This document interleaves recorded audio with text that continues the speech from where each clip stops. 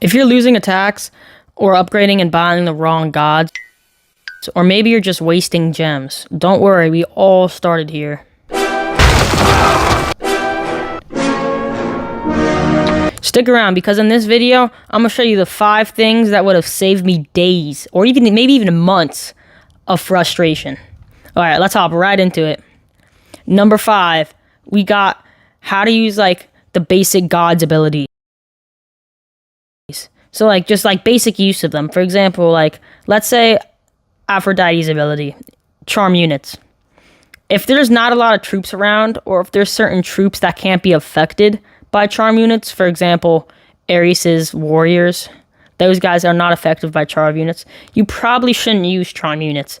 Just because, 1, it's a waste of ability and a time, and 2, there's probably another ability you could have used right next to it, charm buildings, which would have instantly killed a full health building. Just small things like that can save you so much time on attacks. And believe it or not, they could probably make or break the attack.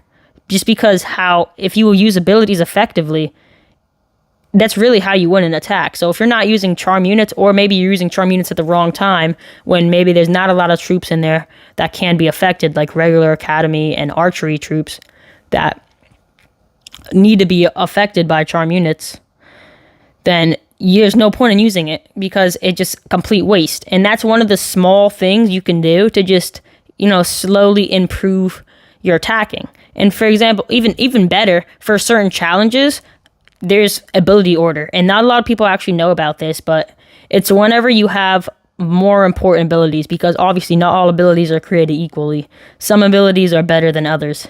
I'll give you an example. Hermes' dash compared to reanimate. Ready, fight! I know it's kind of controversial, but dash is usually better.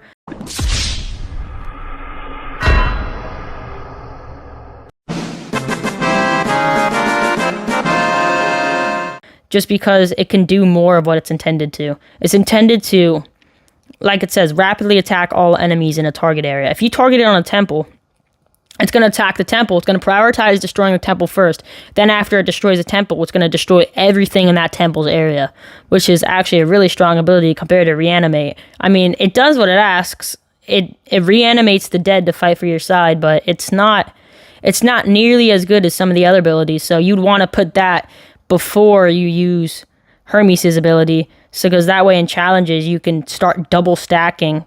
Like, you can't really double stack dash, but let's use haste, because haste is also way better than, let's say, reanimate. Why are we still here? Just to suffer? I'm pretty sure that is. Yeah, reanimate.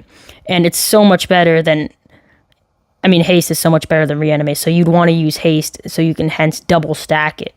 Because that's actually a mechanic a lot of people don't know about in the game, which is actually very strong.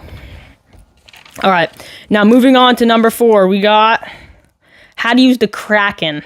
So if you're not interested about this, or maybe you already know how to use the Kraken, or you just don't have the Poseidon yet, and you're not interested in knowing how the Kraken works, I'm going to put a timestamp on screen. You can skip to that to head over to number 3. But basically how the Kraken ability works, I find knowing it could be very useful, just because you know how it operates, so you can work around it with defenses and other things that would save you, more frustration, like the main point of this video is. So let's say when you go in the Kraken ability, there's 2 different attributes about it. There's strength that does 124,000 damage, which is my strength. I'm gonna put everything I'm talking about on screen, don't worry. And the unit strength, which is 361. So basically how it works is the strength is the total number of buildings it can destroy. So let's say you have 10 academies worth 10,000 health. So then they all add up to 100,000 damage if you have 10 of those academies. So let's say you had 12,000, which would give you 120,000 health points worth of academies. Your Kraken would destroy 12 of those academies, and that would equal 120,000 damage.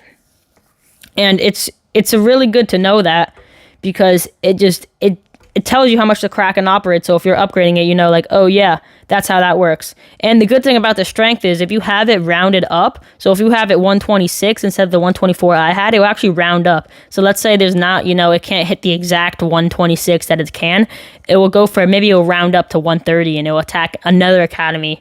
But again, this is just me giving you an example to explain it. Maybe there might not be 10,000 academies. Maybe there'll be a tower worth 1,000, and maybe there'll be a big building worth 30,000 health, like a temple. Maybe it'll destroy the temple, but then it will destroy less of those smaller abilities. And then the unit strength is whenever the Kraken's head pops up and the units, they try to kill it and the arms and stuff. The unit strength is what basically kills the units. So whenever they slowly lose health, they lose health by the unit strength. And I actually find that very, very interesting to know, because it's very good for like knowing how to use mechanics and stuff. And again, that can also be boosted by Athena's inspiration ability, which is also, it's really, really good. All right, moving on to number 3. We got using gems effectively. You see, this seems like a small, kind of minuscule thing, but in reality, it can add up really quick, because if you have gems, one big thing I think gems are important to use for are environments. Because unless you want to spend money and unlock the environments just to buy gems, you can completely save up from it just from leveling up and collecting your dailies that appear if you buy them in the shop. Like the small little gem collectors. And if you just keep collecting those every day, it will add up. And maybe you could even save up for, you don't even have to spend gems. But I think using those gems for 1, environments, and 2, resource boosting. Those are the only 2 things I think gems should be used for. And notice I said resource like boosting or buying, not just resource, like, I guess not really buying, but whenever you're trying to upgrade something and you don't have enough stone, never use your gems for that stuff. It is a complete waste of gems. Do not do that. Do not waste your gems like that.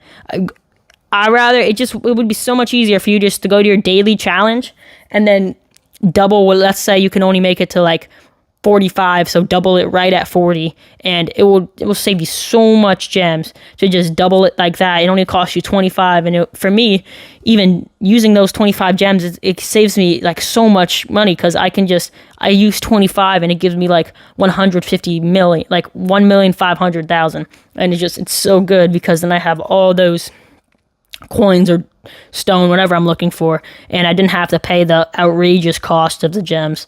I don't even know what the ratio is, but all I know is that it's extremely, extremely horrible. You never want to go for that. All right. Number 2, we got actually patrons.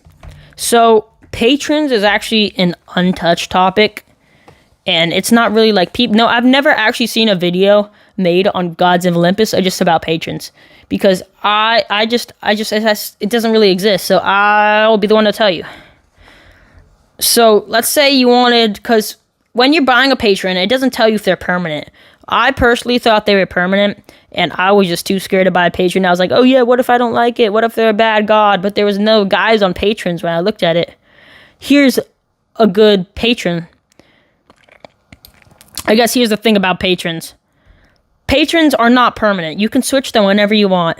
And how they work is they boost whatever god you want them to boost. So let's say I'm running an Athena attack strategy, right? It's all around Athena, and I want Athena to survive. Make Athena your patron. Boost her health if you want her to survive, and boost whatever ability you like about her. Me, it's the summon troops ability, and I have it boosted all the way. How you unlock these little boost points is you buy them with gold. So you see this little upgrade bar down here? It looks like an upgrade with the gold. I'll circle it for you. But basically, if you click on that and you hit buy, it will buy you more and more points, and those points can be spent on buffing out abilities, and you can only buff them around to 100%.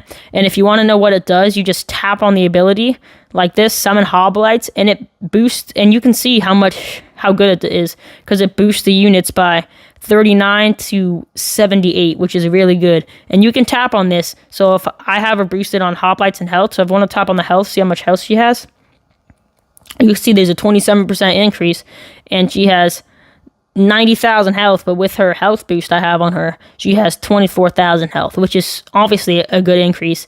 And let's say I don't want Athena anymore. Let's say I hate Athena because she sold my last attack or something. I can go right to Aphrodite and say, oh yeah, I hate Athena. Boom, Aphrodite patron now. And now I can scroll this however I want. You know, maybe I don't like this and I want her more health, or maybe I want her damage all the way up, you know, and I can see how much her strength she has. And it's just so many ways you can play around with this. It's honestly, it's a really cool feature, and I think it's one of the reasons why it is one of the reasons why I play Gods of Olympus instead of other, you know, games. And I think it's really cool. So if you don't have the Patreon, buy Patreon the minute you can get it, because it is a great deal. All right, last but not least, that will save you so much frustration on this list. Promise me, I guarantee you it will. The last one is definitely what houses do and how to use them effectively. One of the biggest mistakes I've seen of people is just not using these houses, or just using them completely wrong. Like, let's say for me, you can tell if a house is boosted by something is if you tap on it and it shows this little sparkling effect. I'm gonna show you real quick. You see how I tap on this Athena house and it's kind of sparkles around all these things?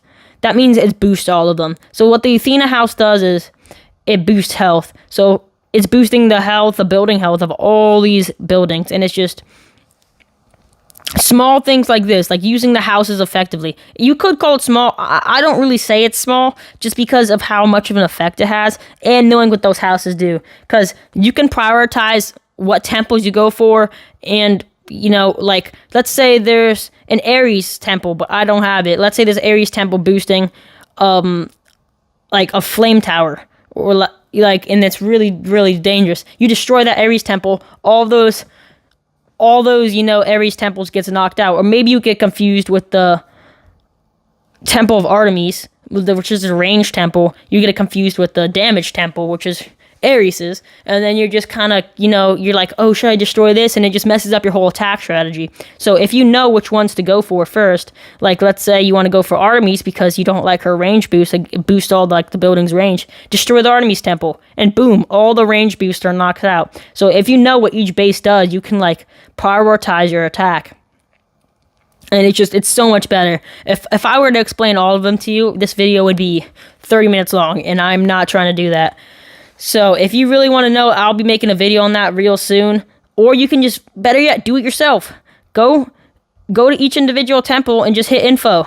Or I'm pretty sure if you just hit upgrade here and you go to temples, it explains it to you. Yeah, here you go. Provides unit boost, provides range boost, provides attack boost. This is the stuff you want to know.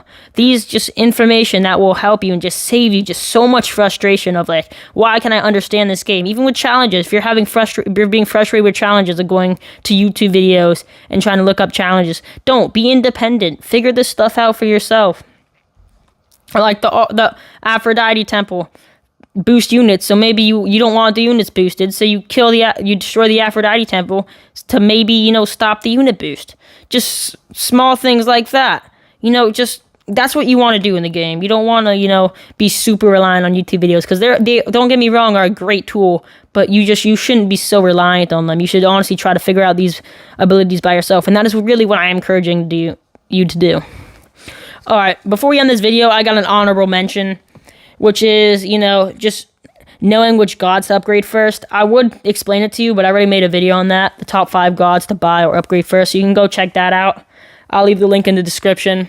And also, thank you for Dr. Mike for explaining it to me, how the Kraken works. So I actually did not know too, and I had to get an explanation, so thank you to him. If he has a channel, I'll link it in the description. Thank you so much, guys, for watching. Hope you enjoyed. Peace out.